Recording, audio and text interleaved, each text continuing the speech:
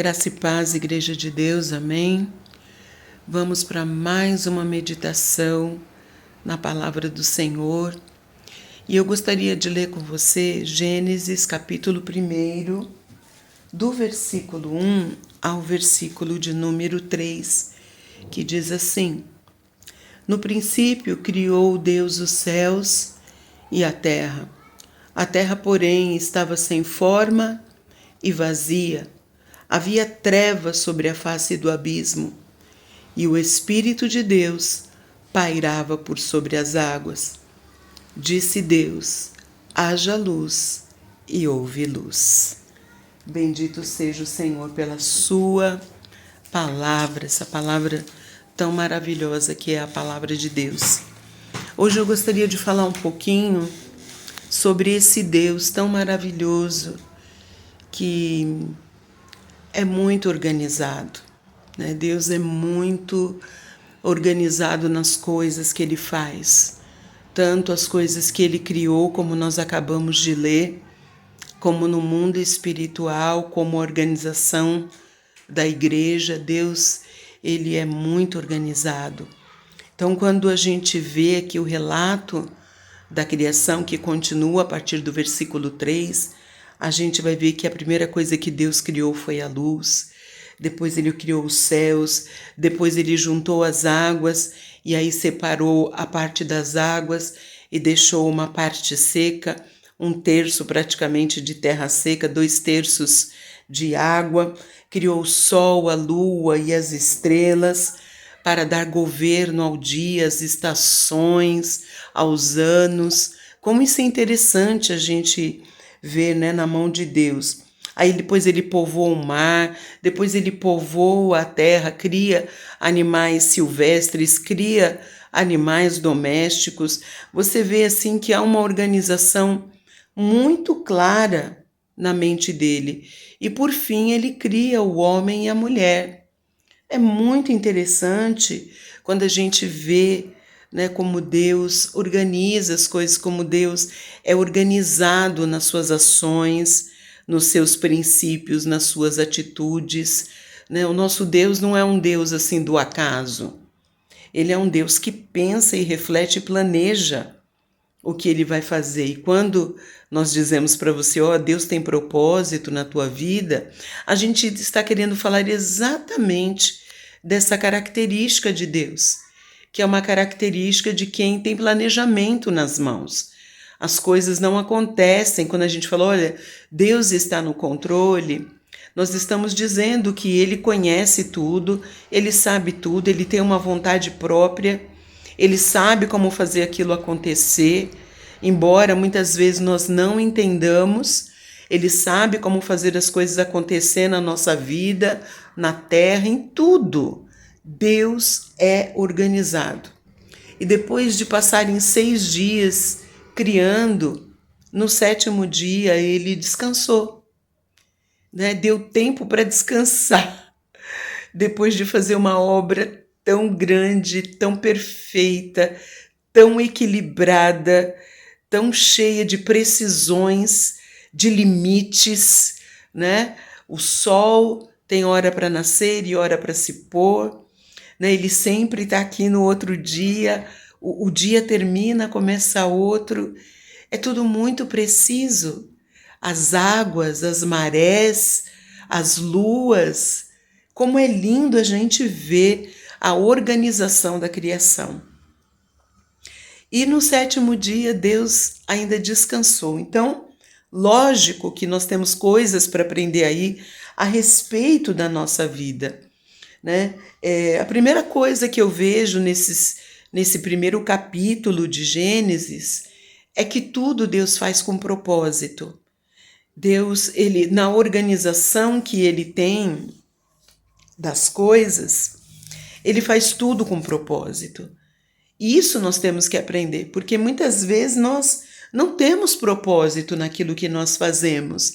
Às vezes nós fazemos as coisas extremamente aleatórias, sem intenção, sem propósito, porque o propósito leva a gente a pensar no que a gente quer construir, aonde a gente quer chegar, né? Aonde eu estou colocando o meu desejo, a minha força, as minhas intenções. Então eu vou pensar, eu tenho força suficiente para fazer isso?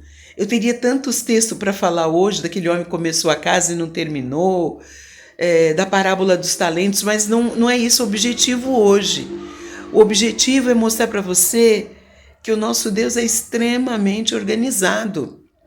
Então ele tinha propósito na criação, ele sabia exatamente aonde ele queria as coisas e como ele as queria. E eu pergunto para você, quando você aí pensa na sua vida, quando você pensa no seu proceder, quando você pensa aí nas coisas que você está fazendo, você vê propósito? Você vê um desenho nas coisas que você está fazendo? Ou as coisas são aleatórias, acontecem ao acaso, ou não? Você tem intenção nas coisas que você faz? Tem pessoas que perdem dias, anos, meses, porque elas não têm um propósito definido na mente delas. Então as coisas vão acontecendo meio que por acaso. Não porque a pessoa tenha um plano, alguma coisa. E isso não é bom. Se você quer conquistar alguma coisa, você precisa ter propósito. Você precisa saber o que é que você quer. Para depois, então, você fazer um planejamento. Para você poder fazer um planejamento das suas das etapas, cria uma lista de tarefas. Deus não precisou fazer isso porque ele sabia o que ele ia fazer. Ele tem toda a ciência e todo o saber, mas nós não. Nós não temos. Então nós precisamos, além de fazer as coisas intencionais, nós precisamos listar essas coisas.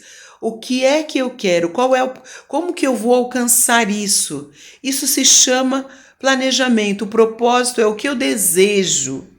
E a segunda coisa é como eu vou fazer isso. Ainda são partes, eu diria, cognitivas, pensativas. Né? Você não está fazendo nada, mas você está colocando intenção e criando uma lista de tarefas para alcançar aquilo. Porque, olha, se você pensar, eu quero isso na minha vida, mas se você não desenhar isso, se você não colocar isso no papel, se você não mensurar isso em anos, bom, eu quero ter uma casa própria, como? Eu preciso dar uma entrada de 20% a 30%. Bom, quanto custa essa minha casa? 300 mil? Puxa, então a entrada vai ser 90 mil. Quanto tempo eu demoro para conseguir 90 mil? Então é assim que as coisas são. Mas tem gente que fala, eu quero ter uma casa, mas não tem o mínimo de planejamento e nem cria ações e tarefas para que essas coisas se executem. Isso é muito problemático. A terceira coisa que eu vejo é ação. Ação. Não adianta você desejar fazer um planejamento e isso ficar no papel. Você precisa agir. Deus agiu. Deus começou a fazer as coisas e foi colocando as coisas no lugar, criando. Quando viu, o caos estava organizado, porque disse que a terra era sem forma e vazia. E havia o caos, e o Espírito de Deus guardava tudo isso, né? Então eu quero dizer para você, a próxima etapa é ação. Você precisa agir. Porque tem gente que fica na inércia, eu sonho isso, eu sonho aquilo, eu penso de fazer isso, mas não sai do papel.